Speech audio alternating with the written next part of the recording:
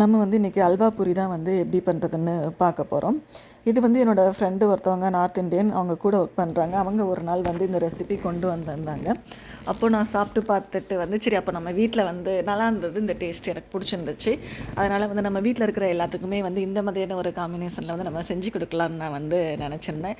ஏன்னா எப்பயுமே நம்ம வந்து பூரின்னா அதுக்கு வந்து நம்ம வந்து ஒரு குருமா வச்சு தான் சாப்பிடுவோம். நம்ம எப்பயுமே ஸ்பைஸியாக தானே வச்சு சாப்பிடுவோம்.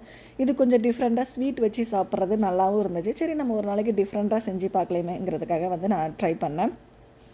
அவங்க வந்து நம்ம ஊர் கேசரி இருக்குல்ல, அதுதான் வந்து அவங்க அந்த சூஜி அல்வான்ட்டுன்னு வந்து அதுதான் வச்சு அது சாப்பிட்டாங்க.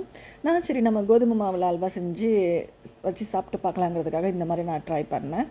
அதுக்காக நான் வந்து 1 கப்பு கோதுமை மாவு எடுத்துக்கிட்டேன். 1 கப்பு கோதுமை மாவுக்கு வந்து 5 டம்ளர் தண்ணி ஊற்றி அதை நல்லா கரைச்சிக்கிட்டு 1/4 டம்ளர் நெய் எடுத்துக்கிறணும். அதில் ஃபஸ்ட்டு கொஞ்சத்தை வந்து நம்ம வந்து அந்த முந்திரி வறுக்கிறதுக்காக எடுத்து போட்டுக்கிட்டு, முந்திரியை வறுத்து வச்சுக்கிட்டு, நம்ம அந்த கரைச்சி வச்சதையும் வந்து நம்ம ஃபில்டர் பண்ணி தான் ஊற்றணும். ஃபில்டர் பண்ணி ஊற்றி நல்லா கிண்டிக்கிட்டு 1 கப்பு கோதுமை மாவுக்கு 1 1/2 கப்பு சுகர் எடுத்துக்கிறணும். நான் வந்து இப்போ ஃபஸ்ட்டு வந்து 1 கப்பு சுகர் போட்டு நல்லா வந்து மிக்ஸ் பண்ணிவிட்டு, அந்த 1/2 கப்பு சுகர் மிச்சம் இருக்குல்ல, அந்த 1/2 கப்பு சுகரை வந்து நான் கேரமலைஸ் பண்ணி வந்து கலருக்காக வந்து இதில் நான் வந்து ஊற்றிக்கிறேன். இப்போ வந்து அந்த 1/2 கப்பு சுகர் எடுத்து நான் கேரமலைஸ் பண்ணிக்கிட்டு இருக்கேன். நான் வந்து ரொம்ப டார்க்கான ஒரு கலரில் நான் வந்து கொண்டுட்டு வரல. ஏன்னா அப்படி கொண்டுட்டு வரும்போது கொஞ்சம் கசப்பு எடுத்துரும். நான் அதனால் வந்து கொஞ்சம் லைட்டான கலர் வந்தப்பயே வந்து நான் எடுத்துட்டேன். ஒரு அடுப்பில் கேரமலைஸ் பண்ணிக்கிட்டே வந்து இன்னொரு அடுப்பில் வந்து அல்வா பண்ணிக்கிட்டு இருந்தேன். இதை பண்ணி முடித்து நம்ம எடுத்து வச்சதுக்கப்புறமா அதுக்கடுத்து நம்ம வந்து பூரி பண்ணலாம். பூரி பண்ணுறது ஈஸி தானே, அதனால் வந்து ஃபஸ்ட்டு அல்வா பண்ணுறது தான் கஷ்டம். இந்த மாதிரியான ஒரு கலர் கேரமலைஸ் பண்ணி இந்த மாதிரியான ஒரு கலர் வந்த பிறகு நான் எடுத்துக்கிட்டு அடுப்பை ஆஃப் பண்ணிவிட்டு அதை வந்து நான் வந்து இந்த அல்வாவுக்கு வந்து ஊற்றிக்கிட்டேன். ஏன்னா அல்வாவும் ஆல்மோஸ்ட் வந்து ரெடி ஆயிடுச்சு. இதை ஊற்றி வந்து இதை நல்லா வந்து கிண்டும்போது கொஞ்சம் லைட்டாக தான் கலர் வரும். அதுக்கடுத்து கிண்டிக்கிட்டே இருக்கும்போது வந்து ஓரளவுக்கு வந்து கலர் வந்துடும். இதை கிண்டி ஓரளவுக்கு முடிக்கும்போது வந்து நம்ம ஆல்ரெடி வந்து எடுத்து வச்சுருக்கோம்ல நெய், 1/4 டம்ளர் நெய்யில் ஃபஸ்ட்டு கொஞ்சம் தான் ஊற்றி வந்து நம்ம முந்திரி வறுத்துக்கிட்டோம். மிச்சம் இருக்கிற நெய்யவும் இது கூட ஊற்றின வந்து நம்ம நல்லா வந்து கிண்டிக்கிறணும். எல்லோரும் வந்து இதை ட்ரை பண்ணுறதுக்காக என் பையனும் பொண்ணும் ரொம்ப ஈகலாக வந்து வெயிட் பண்ணிக்கிட்டு இருந்தாங்க. ஏன்னா ஃபஸ்ட் டைம் அவங்களும் வந்து பூரிக்கு இந்த மாதிரியான ஒரு அல்வா வச்சு சாப்பிட போகிறாங்க.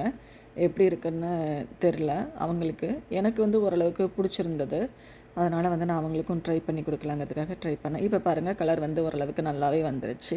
இந்த ஸ்டேஜில் வந்து நம்ம வந்து அடுப்பை ஆஃப் பண்ணிடலாம். ஏன்னா வந்து இது ரொம்ப தண்ணியாக இருக்கிறது மாதிரி தான் இருக்கும். நம்ம ஒரு பவுலில் ஊற்றி வச்சதுக்கப்புறமா இந்த மாதிரி செட் ஆனதுக்கப்புறமா பார்க்குறதுக்கு சூப்பராக இருக்கும் இந்த அல்வா. நீங்களும் இந்த கோதுமை அல்வா மட்டும் கூட ட்ரை பண்ணி பார்க்கலாம். இப்போ வந்து நான் அதுக்கடுத்து வந்து பூரி பண்ணுறதுக்கு வந்து என்கிட்ட அந்த ஃபுட் ப்ராசஸர் இருக்குது. அப்போ நான் அதில் வந்து எனக்கு மாவு பிசைறது வந்து ரொம்ப ரொம்ப ஈஸி. நம்ம மாவு பிசைஞ்சு 1/2 மணி நேரம் 1 மணி நேரம் ஊற வைக்கணுங்கிறதெல்லாம் இல்லை. கை வலிக்க மாவு பிசையணுங்கிற அவசியமும் இல்லை.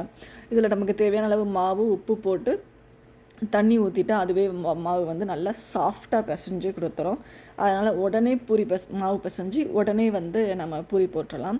இது வந்து மாவு பிசைறதுக்கு மட்டும் இல்லை, இதில் நிறைய இது இருக்குது. நம்ம காய் கட் பண்ணிக்கலாம், சாப் பண்ணிக்கலாம், எல்லாமே பண்ணிக்கலாம். இப்போ வந்து நான் வந்து பூரிக்கு வந்து எப்பயுமே மாவு வந்து கொஞ்சம் டைட்டாக இருந்தேன்னா பூரி வந்து நல்லாவும் வரும், எண்ணெயும் இழுக்காது. எனக்கு எப்பயுமே வந்து பூரி நல்லா பொஃப்னு தான் வரும். ஏன்னா நான் வந்து மாவு வந்து டைட்டாக பிசைவேன். அதனாலேயே வந்து எனக்கு பூரி நல்லாவே வரும். நீங்களும் நெக்ஸ்ட் டைம் பண்ணும்போது மாவு கொஞ்சம் நல்லா டைட்டாக பிசைங்க. பூரி நல்லா எண்ணெய் இழுக்காமல் வந்து அழகாக பொஃபி வரும்.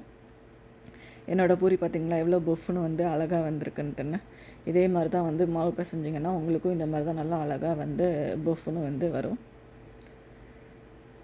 இப்போ ஆல்மோஸ்ட் வந்து பூரியும் சுட்டு முடிச்சாச்சு, அல்வாவும் ரெடி. நம்ம வந்து ஒரு பிளேட்டில் வச்சு நான் உங்களுக்கு வந்து காமிக்கிறேன். அந்த காம்பினேஷன் வந்து எப்படி இருக்குன்னு நீங்கள் வீட்டில் செஞ்சு சாப்பிட்டு பார்த்தா தான் வந்து அந்த டேஸ்ட்டை உங்களால் வந்து உணர முடியும். நான் சொல்கிறதுனால வந்து அந்த டேஸ்ட்டை வர முடியாட்டாலும் அதை நினச்சி பார்க்கும்போது உங்களுக்கும் வந்து ஒரு டேஸ்ட்டு தன்னால் வந்து வாயில் வரும். அதை நீங்களும் வந்து ரசித்து பார்த்து இதே மாதிரி வந்து நீங்களும் ட்ரை பண்ணி பாருங்கள். பூரி ரெடி. இப்போ வந்து ஒரு பவுலில் வந்து அல்வாவையும் எடுத்து அதை தொட்டு வச்சு சாப்பிட வேண்டியது தான். இந்த அல்வா பூரியை வச்சு நானும் என் பசங்களும் வந்து சாப்பிட போகிறோம். நீங்களும் உங்கள் வீட்டில் ட்ரை பண்ணி சாப்பிட்டு பாருங்கள். எப்படி இருக்குன்னு வந்து நீங்கள் கமெண்ட் பண்ணுங்கள். பாய்.